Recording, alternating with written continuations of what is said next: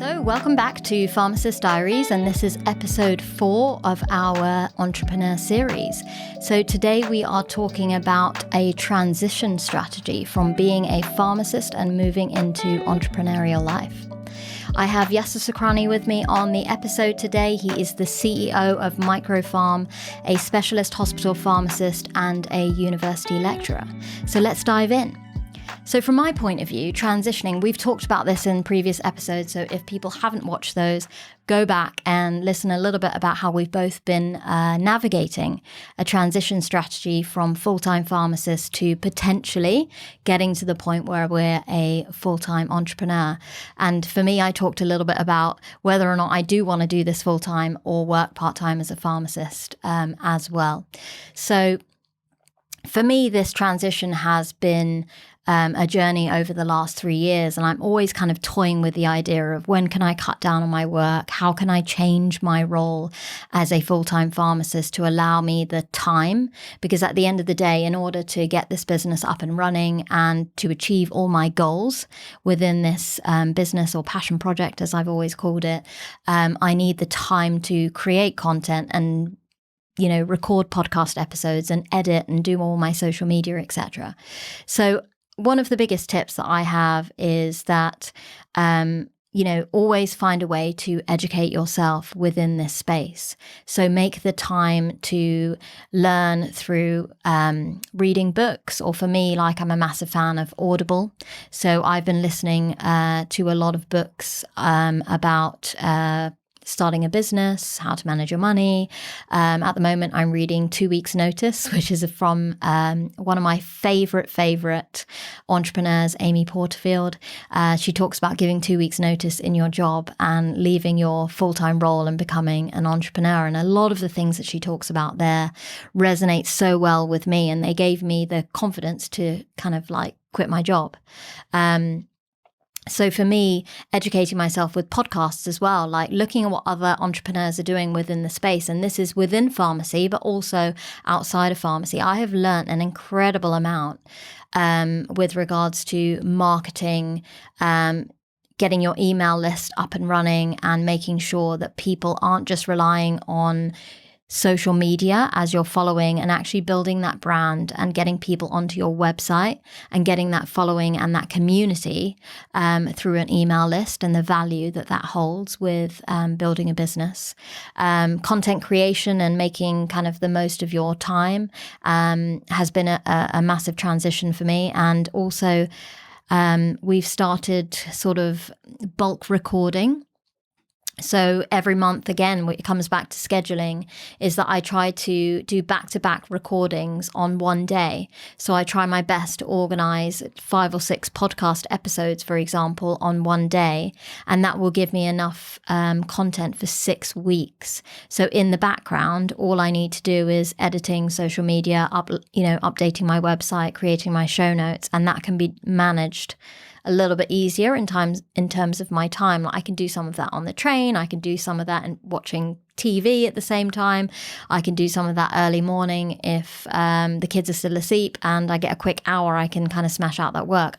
When it comes to recording a podcast, there's a lot of kind of energy and dedication, all this equipment that comes along with it, managing other people's time for guests who are coming on the podcast. So kind of that bulk recording and content creation and batching, as we call it, has been a massive shift in terms of managing my time. And I did this initially right before I gave birth. So I recorded sort of 12 or 13 episodes like the week before I gave birth.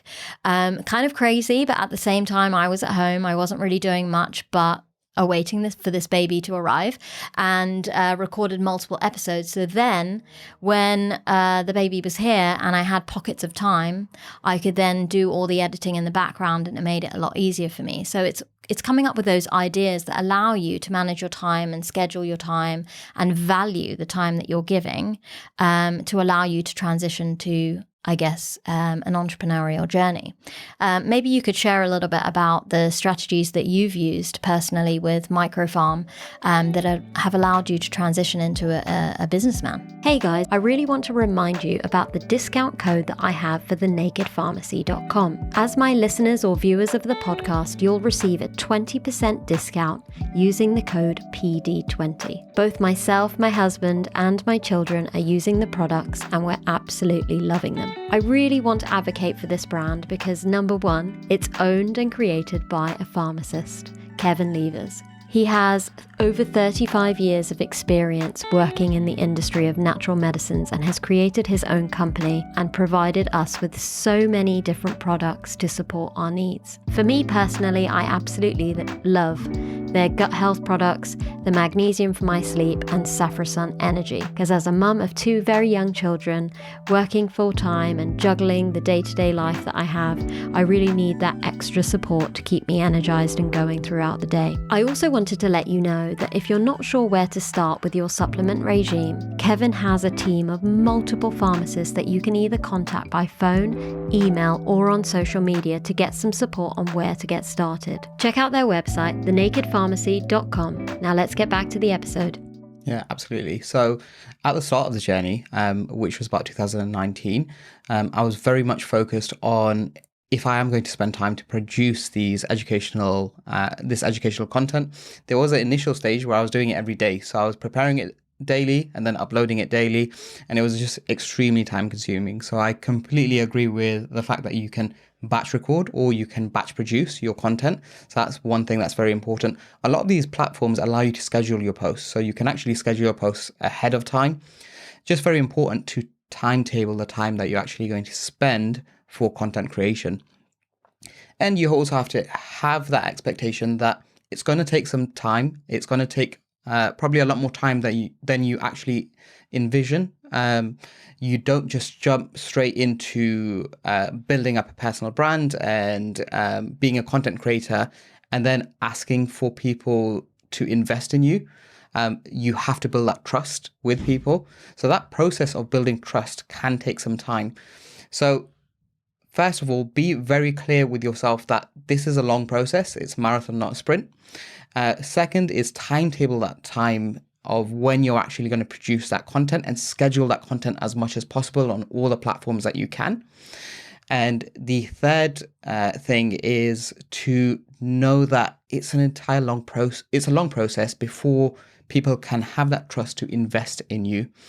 So that's something that I thought was particularly important for this entire journey. It took me about 2 years until I felt confident that people will invest in the value that I can give to them.